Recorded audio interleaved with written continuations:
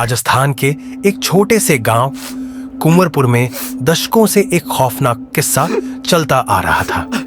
गांव की पुरानी ठाकुर हवेली को सब पिशाचिनी का घर कहते थे। वहां से अजीब चीखें, बच्चों के रोने की आवाजें और रात में किसी के चलने की सरसराहट सुनाई देती थी।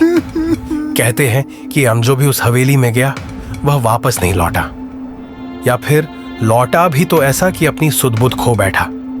लेकिन ये सब बस कहानियां थीं, जब तक कि आरव और उसकी टीम ने इसे सच साबित करने की ठान न ली। आरव एक मशहूर यूट्यूबर था जो भूतिया जगहों की खोजबीन करता था।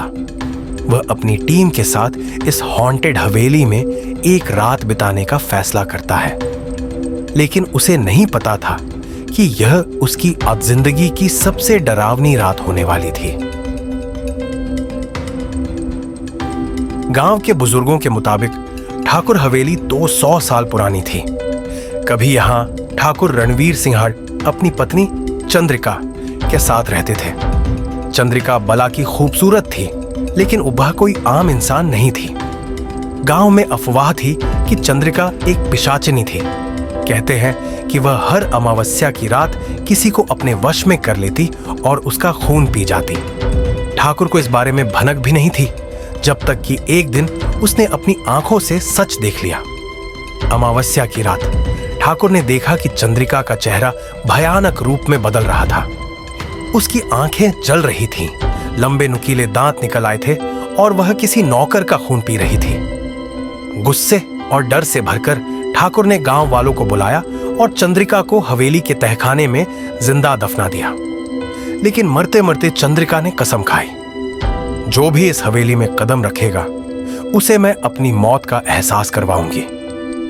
उस दिन से हवेली में अजीब घटनाएं होने लगी। कोई अंदर जाता तो खून से सने पंजों के निशान दिखाई देते। हवा में अचानक किसी के रोने की आवाज आती और आधी रात को दरवाजे अपने आप खुल जाते। लेकिन फिर भी आरव और उसकी टीम के 4 लोग, समीर, नीलम, करण और दीप्ति, कैमरों और रिकॉर्डिंग इक्विपमेंट के साथ हवेली में दाखिल हुए। पहला घंटा शांत बीता। हवेली खंडहर में बदल चुकी थी।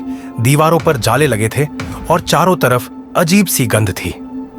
लेकिन फिर अचानक एक दरवाजा जोर से बंद हो गया। नीलम ने घबराकर कहा, यहां कुछ तो है। आरव ने सबको शांत रहने को कहा और आगे बढ़ा। तभी कैमरे में कुछ सफेद परछाई दिखाई दी। ये क्या था? समीर ने कांपती आवाज में पूछा। आरव कैमरा लेकर पीछे दौड़ा, लेकिन वहां कुछ नहीं था। फिर एक औरत के हंसने की आवाज आई, बेहद डरावनी और ठंडी। टीम अब हवेली के तहखाने की ओर बढ़ रही थी। सीढ़ियों से उतरते ही माहौल और भयानक हो गया। एक कोने में पुरानी जंजीरें पड़ी थीं, जैसे किसी को बांध कर रखा गया हो। दीप्ति ने कैमरे से उस जगह रिकॉर्डिंग शुरू की और अचानक कैमरा बंद हो गया। बैटरी कैसे खत्म हो सकती है? हमने अभी अभी चार्ज की थी, करण बोला। फिर एक भारी सांसों की आवाज आई, जैसे कोई उनके बेहद पास खड़ा हो, पर वहां कोई नहीं था। तभी समीर ने चिल्लाकर कहा, मेरे कंधे पर किसी ने हाथ रखा। सबका खून ठंडा पड़ गया। समीर की गर्दन पर 3 नाखूनों के गहरे निशान थे। अब सबको एहसास हो गया कि यह कोई मजाक नहीं था। पिशाचिनी जाग चुकी थी। अचानक तहखाने की दीवारों से एक भयानक चीख गूंजने लगी। हवा में ठंडक बढ़ गई और टीम के चारों तरफ धुंध सी फैलने लगी। फिर सामने एक औरत की झलक दिखी। लंबे काले बाल, सफेद साड़ी, आंखों से टपकता खून और नुकीले दांत। भागो! आरव चिल्लाया, लेकिन दरवाजा अपने आप बंद हो गया। अब रास्ता बंद था। तभी पिशाचिनी हवा में उड़ती हुई आई और समीर को पकड़ लिया। उसने अपने लंबे नाखूनों से उसकी गर्दन दबोच ली। समीर जोर जोर से चीख रहा था। बाकी सबने हिम्मत जुटाकर हनुमान चालीसा पढ़ना शुरू किया। जैसे ही मंत्रोच्चार शुरू हुआ, पिशाचिनी चीखने लगी और हवा में हिलने लगी। अचानक हवेली के कोने से हराक का गुब्बार उठा और एक पुरानी तस्वीर जमीन पर गिर पड़ी। यह चंद्रिका की तस्वीर थी। आरव ने जल्दी से उस तस्वीर को आग लगा दी और पिशाचिनी एक दर्दनाक चीख के साथ गायब हो गई। दरवाजे अपने आप खुल गए और टीम भागते हुए बाहर निकली। अगले दिन गांव वालों को जब इस घटना के बारे में पता चला तो उन्होंने हवेली को हमेशा के लिए सील कर दिया। बुजुर्गों का कहना था, पिशाचिनी को हमेशा के लिए मुक्त कर दिया गया, अब वह दोबारा लौटकर नहीं आएगी। लेकिन आरव की रिकॉर्डिंग में तो एक अजीब चीज कैद हुई थी।